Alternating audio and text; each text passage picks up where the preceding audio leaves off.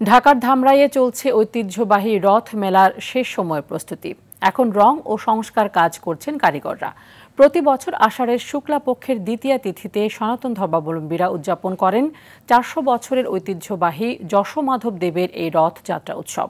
আগামী ২৭ জুন রথযাত্রার উদ্বোধন করা হবে। এদিকে সার্বিক নিরাপত্তায় কাজ করার কথা জানায় প্রশাসন। ধামরাইয়ের প্রতিনিধি জিয়াউল হাসান পলাশের তথ্যচিত্রে আরও জানাচ্ছেন নাদিরা সুলতানা।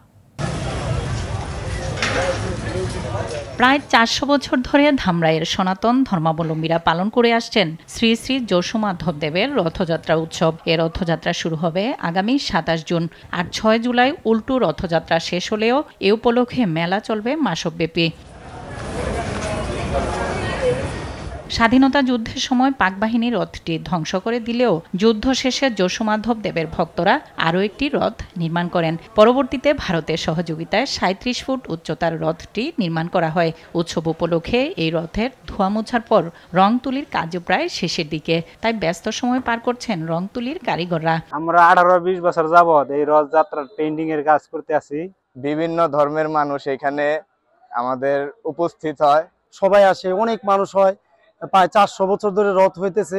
এটা শুধু ধর্মীয় নয়, সংস্কৃতিরও বড় অংশ মনে করছেন আয়োজকরা। আনন্দঘন পরিবেশে শান্তিপূর্ণভাবে আমাদের এই রথযাত্রার উৎসব সুসম্পন্ন হবে।